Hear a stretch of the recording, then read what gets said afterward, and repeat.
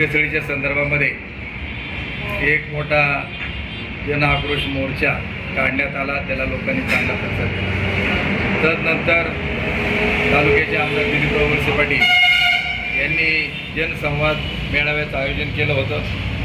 परंतु मेळावा होता की माझं फक्त ऐकायचं आणि लोकांचा काही संवाद त्याच्यामध्ये नव्हता असं आमचं एकंदर मत आहे. त्यांचं 57 मिनिटांचं भाषण आज मी ऐकलं आणि आपणा सर्वांना बोलवलेलं आहे. मला त्यांना या निमित्ताने सांगायचं आहे की त्यांनी विस्तृतपणे सगळं त्यांचा दौरा वगैरे सगळा सांगितला. परंतु पहिला माझा प्रश्न त्यांना असा आहे की तुम्ही 2 वेळा दिल्लीचा दौरा केला, 27-28 मेला पण गेले आणि तदनंतर आत्ता या महिन्यामध्ये देखील गेले.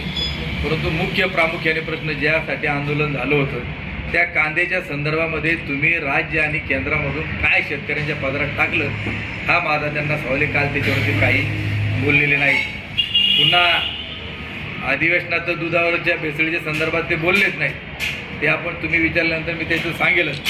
परंतु ते म्हटले काही लोक पर्यटनासाठी वर पाऊस झाल्यानंतर तिथं गेले. मी त्यांना आजही सांगू इच्छितो आणि तुमच्या सर्वांच्या माहितीसाठी मी सांगू इच्छितो की माळींची दुर्घटना झाली त्यावेळी सगळ्यात पहिले पोचणारे आम्ही होतो हे देखील त्यांना विसर पडता कामा नये. वादालेवाडी, उगलेवाडी, भोजनेवाडीचे हे सगळे जिओटॅगचे सगळे फोटो आहेत. यांनी सांगितलं होतं की 24 तासाच्या आतमध्ये रस्ते चालू करून दिले, पण आज देखील भोजनेवाडी, पादालेवाडी, उगलेवाडीतल्या परिसरातल्या लोकांना तिथं जाता येत नाहीत.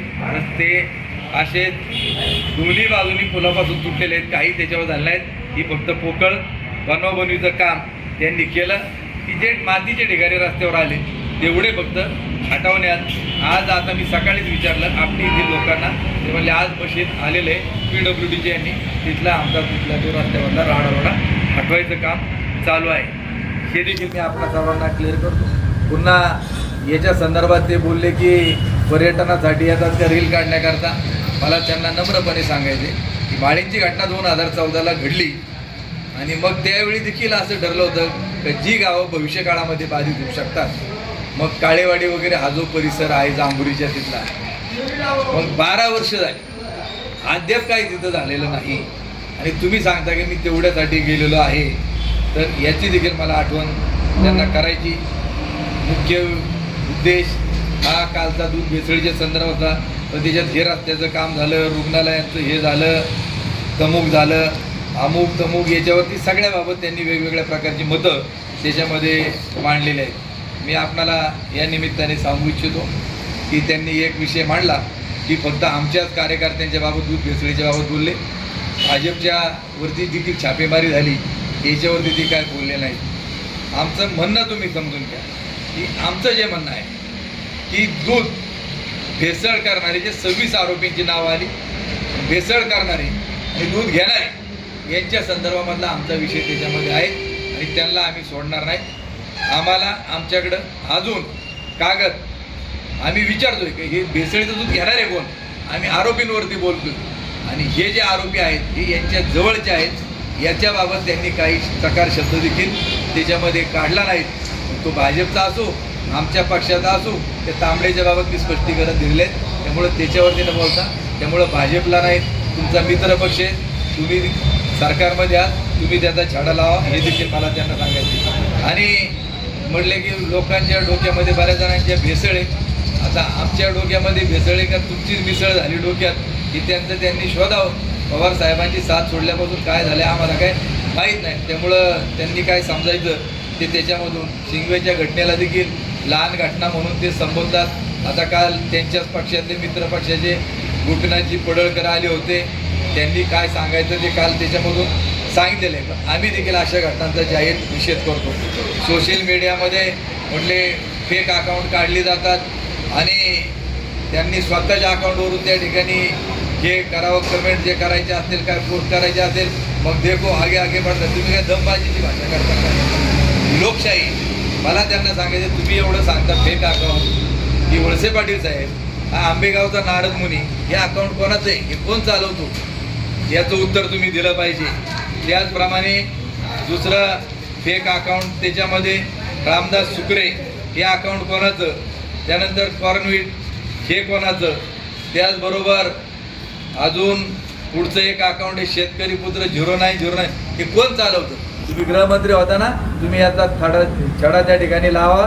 आमची कोण आहे ती पण बंद करून टाका आणि तुमची जी आहेत ना ती बंद करून टाका. हे माझं जाहीर त्यांना उघड चॅलेंज याचं देखील त्यांनी मोक्ष का असेल ते त्यांनी लावायचं काम आहे.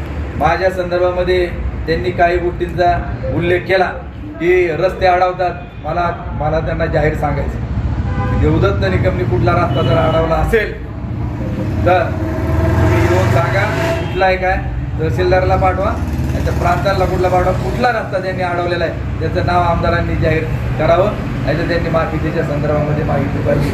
त्याचबरोबर पतसंस्थेच्या बाबत बोलले की जवळपास 2005च्या दरम्यान एक पतसंस्था इथे सगळे पिंपळगाव फाट्यावरती असणारे भीमाशंकर जीप रिक्षा चालक मालक संघटना त्यांनी ठरवणी काढली. मला त्यांनी सांगितलं की तुम्ही त्या संस्थेचे अध्यक्ष व्हा. म्हटलं मला काही वेळ नाही, म्हटलं तुम्ही असतं तर बरोबर. ती संस्था चालू झाली, त्याच्यानंतर कर्ज वाटप त्याच्यामध्ये झाली आणि तदनंतर ती पतसंस्था काही कारणास्तव की कर्ज जी वाटली गेली त्याच्यामधून पुन्हा रिकव्हरी झाली नाही आणि त्या मुलांना ती काही चालवता आली त्याच्यामध्ये नाही. तदनंतर आमच्या गावचे सरपंच गणेश यादव यांनी सांगितलं की मी पुन्हा चालू करतो. मग त्यांनी ती पतसंस्था नागापूरला चालू करायचं ठरवलं, ती चालवली. त्याच्यानंतर पुन्हा कर्ज काही थकली आणि त्याचे स्पष्टीकरण ह्या विषय विधानसभेच्या निवडणुकीच्या वेळी देखील यांनी तो मांडलेला होता. त्याबाबत संस्थेचे जे अध्यक्ष आहेत गणेश यादव यांनी स्पष्टपणे भूमिका मांडली. परंतु मी वळसे पाटलांना पुन्हा या निमित्ताने सांगू इच्छितो, जर कोणाचा 1 रुपया त्या संस्थेमध्ये जर बुडला असेल तर ती भरून देण्याची जबाबदारी देखील माझी त्या ठिकाणी राहील, कारण त्याचा फाउंडर मी होतो.